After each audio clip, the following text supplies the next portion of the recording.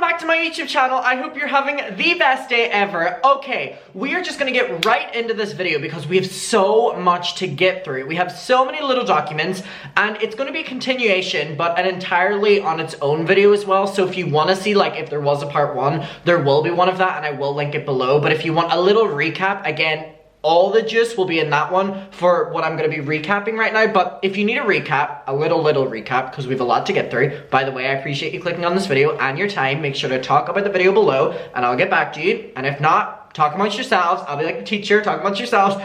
Okay, so Ethan Klein, H3H3 Productions are currently being sued again. They're being sued again. They've been in quite a lot of lawsuits recently. Do you want to see Tyler, by the way? He is being very needy right now. So that means that he wants to be seen on camera. Look up, look up. They want to see. They want to. We're literally matching hair now. My good boy. So with that being said, Ethan is in another lawsuit and he's being sued. Now, he's being sued by Ryan Kavanagh. Now, if you don't know who that is, it is someone who is a part of, if not a really big part, so we're just going to say allegedly, Triller, the company, which have sued Ethan in the past before. Now, they've sued Ethan. It's like an app. It's kind of like TikTok and they do all the YouTuber boxing. They have sued Ethan before because Ethan and Ela and H3 on a podcast were basically commentating on one of the boxing fights and they were being sued for basically like illegally streaming this stream, which it was like a pay-per-view, you know, where you have to pay for it.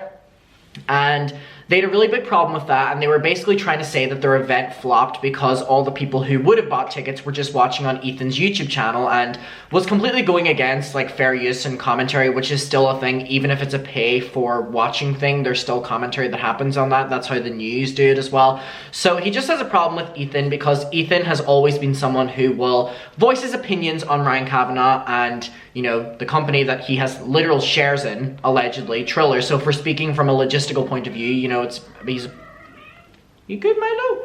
You know, part of that company, right? And Ryan Kavanagh tries desperately every single day to put the blame of Triller's downfall on Ethan Klein and saying that because of Ethan, you know, the company gets so many bad reviews. Because of Ethan, no one likes Triller and people talk shit about it solely because Ethan talks shit about it. And this lawsuit against Ethan is basically, if it goes ahead and, you know, he's successful in this, it completely changes the YouTube community of commentary. And I don't understand why more people aren't talking about this lawsuit because it's ridiculous. So if Ryan Kavanagh wins this lawsuit, he's basically suing Ethan now in a different lawsuit for defamation. And it would completely change how not only the fair use side of it, which is what he's also suing for, it'll completely change how any commentary or drama channel will work because that goes into how much is fair use. You know, like when we watch a video and we talk about it, that won't happen anymore and it won't happen for any of these channels, whether they like Ethan or not, including Keemstar. And people were like, Keemstar is going to be so happy about this lawsuit towards Ethan. And I'm like, yeah, probably to a degree because he doesn't like Ethan, but also this will completely change drama alert content where they're showing pictures and videos and there's that side. But also in the defamation lawsuit, I said in my previous video that I think well, it's not even I think, it is very hard to prove defamation, so I don't necessarily know how that side's gonna go. He's just very scared that Ethan has an opinion and is saying it online, and Ethan is actually one of the few channels left, you know, H3H3 Productions, that's kind of just open talking about anyone. And, you know, Ryan Kavanagh has a problem with that. So we're going to get to what he has here. So it was basically a news article that said the dark side of social media, how very Shane Dawson of him. So Ryan Kavanagh wrote this himself, right? And I got these screenshots from my Angel frenemy room and we're just going to go through it. So she's highlighted some parts, but I do want to like focus on some different parts on that as well. So shout out to Caroline. We fucking love you on this channel. Tyler is being incredibly needy right now. So it says, today I sued Ethan Klein. He has lied to his followers and the public and profited from it. I was left with no choice but to do exactly what he has told his millions of fans that I did prior. Sue him. So on April 17th, Triller, a company I have, so, you know, he's like, I have an interest in and helped to find, a company that I helped to find and, you know, really like. Doesn't this man allegedly have shares in this company? So I don't know why he's so desperately trying to, you know, say that he's so uninvolved in Triller. I guess it would go against his lawsuit that he's trying to say here. So he basically goes on to say that Ethan showed the clip and he has a problem with that from the fight that people paid to watch and he gave his opinion on it. Unfortunately, in this case, podcasts like H3 and Ethan Klein didn't just pirate the fight for personal use. Instead, they rebroadcast it to millions of people, not only resulting in hundreds of millions in lost sales for Triller. This is really weird because they're basically insinuating that anyone who wanted to watch Ethan basically commentate or talk shit on the Triller fight was going to buy a ticket anyway. Now, I watched Ethan talk about it, and by God, I was not going to buy a ticket to the event. So it's kind of a really big ego statement to put out that you think that the millions of people that watched Ethan talk about the fight would have wanted to buy a ticket to the fight, considering it was like $50 or something like that. Like, I think that's, if we're talking about ego, Ryan, not only resulting in hundreds of millions in loss for sales for Triller. Why do you care about Triller losing money so much if you're not a big part of it? Your shit's flipped. But money made for Klein through his own and sales and sponsorships, which he sold against Triller's pirated PPV, so, you know, pay-per-view. In an ideal and fair world, it would be YouTube's responsibility to stop this grand theft. Instead, current laws make it Triller's responsibility that the owner must be identified and reported, so we have to do it ourselves in terms of suing Ethan. Included in the defendants was the H3 podcast run by Ethan Klein and his wife Ela under H3H3 Productions, Ethan and Ela, and their alter egos. H3 is broadcast on YouTube and elsewhere. Not only did H3 and Klein profit from the stolen PPV, but they also bragged on their podcast about pirating it. Triller, not me, he's making sure to say that, filed a lawsuit to stop and hopefully recoup the financial damage that they had done to the company. Again, how very dramatic. It's all very, Ethan did this.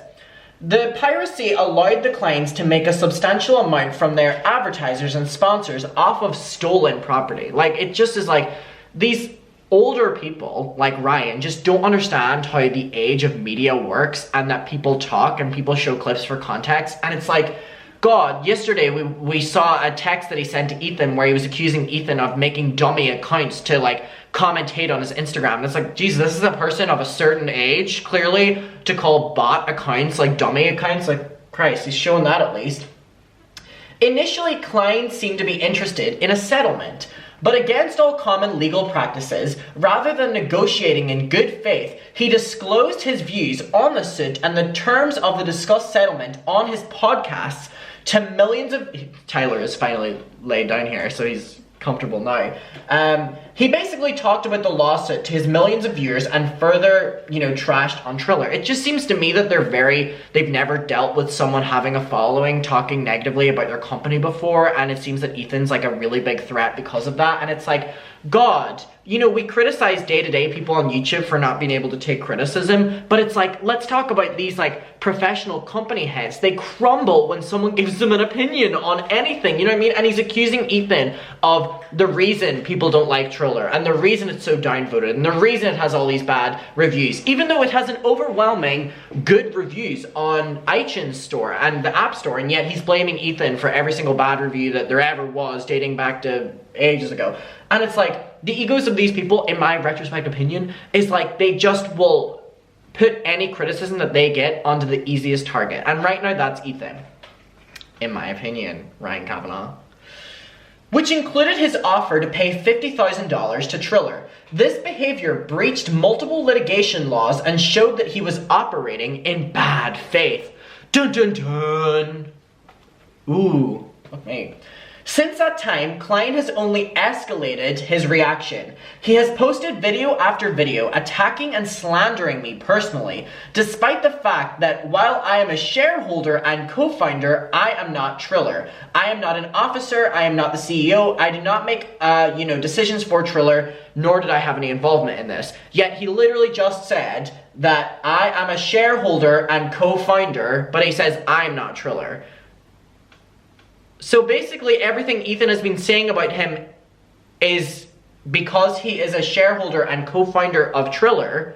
So he's acknowledging that that's true. He's like getting in the truth while also like going away from the truth. And I'm just like, how are the court going to see this lawsuit? Are they going to see it at another YouTuber being sued by a company head who's intimidated by them and be like, really? Are we going to go through another year process with this and waste everyone's money? Are we?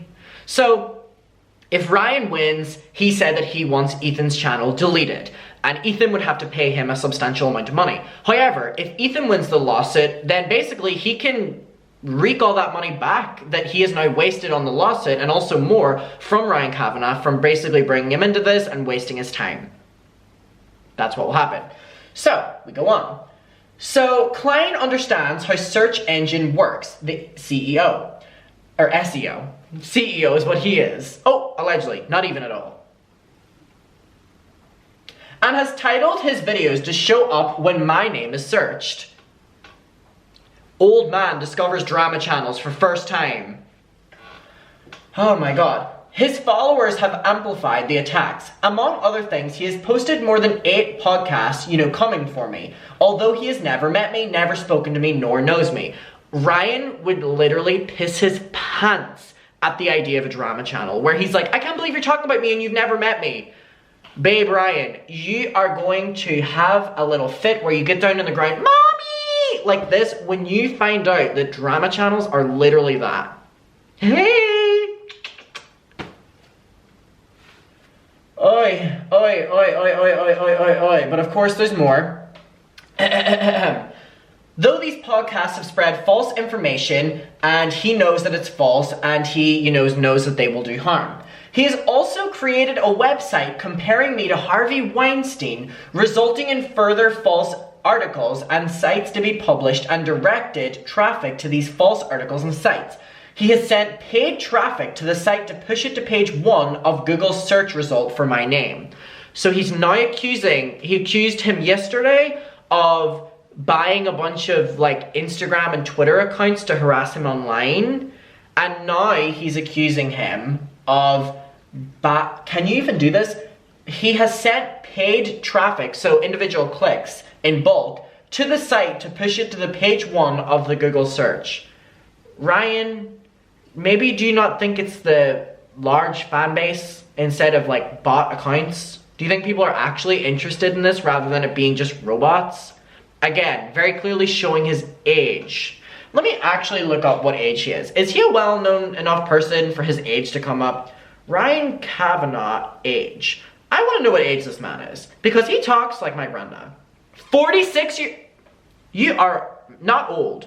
You are 46 and you're talking like this? Wait. When you type up Ryan Kavanagh, it's just all Triller that comes up. So why is it a problem when Ethan does it whenever it's already on your Google? I agree, Tyler. Oh, that was Gomez. Hi, Gomez. Okay. He has encouraged people on Reddit, YouTube, Twitter, Instagram, and elsewhere to click on this site, and then in quotations, upvote comments. Jesus, he literally talks like he's approaching 80. And engage to keep pushing it higher in the search history. So again, it's one big scheme where Ethan is spending hundreds of thousands of dollars, allegedly, to basically make sure that all of the interactions that Ethan puts out there about Ryan get to #1 on Google. Not just about Ryan, but #1 on Google as a whole, worldwide. You know what I mean? Good for you, Ethan. I'm kidding. Seriously? What does he think? Oh, this is... Okay. So, Klein has instructed and encouraged his followers to attack my social media channels, which they have, going so far as to threaten me and my family if I don't leave Ethan alone. Let's not say leave Ethan alone, it's still leave Brittany alone. I have received so many threats, negative messages. Oh my god. Ethan Klein caused his followers to flood the App Store and give Triller's app. Why do you care if you're not that, part of Triller? Listen, Ryan. Speaking man to man. Sorry, boy to man. I really can't give myself the title of man, sorry. How is the court going to read this and be like, wait, are you a part of Triller or are you not? Why do you care so much if you're not a part? What are they going to read that? If a 19-year-old boy from Ireland is dissecting this. Has he thought this through?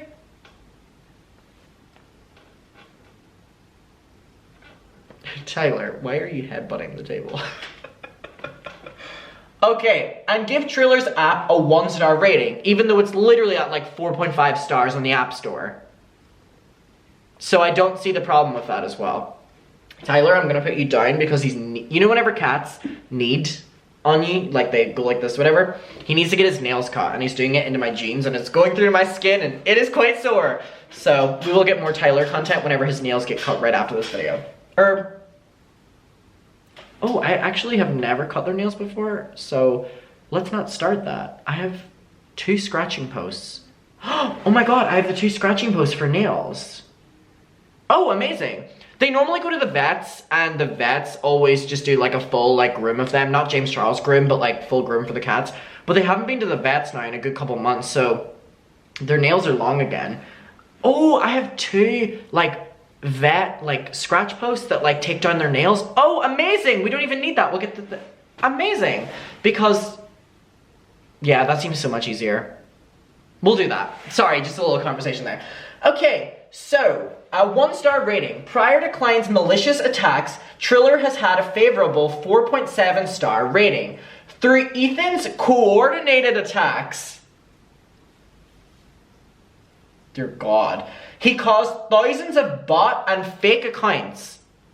So, in one way, he's acknowledging that Ethan has so many fans who are doing the things that Ethan is maybe insinuating, but then is like demising it to like, no, he's just buying fake accounts to do it. So which one is it? Are they real fans harassing you, or is it bots? Ryan?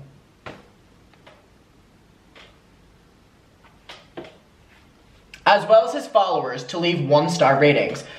Thankfully, the App Store has removed a number of the fake ratings as we were able to prove their malicious intent and inaccurate postings, but many still remain and the attacks continue daily. So the many still remain, are they maybe just people who don't like the app? Before Ethan, I heard so many bad things about Triller, and is it surprising that maybe there's bad reviews there that are completely just for the app being maybe not the best at times? Oi. All of this behavior and all of the amounts of textbook malicious behaviors intended to harm me and Triller. This leaves me with no other choice but to sue Ethan Klein. Bum bum bum. What a mess. Listen, this is not the first lawsuit Ethan has gotten, and it's not gonna be the last.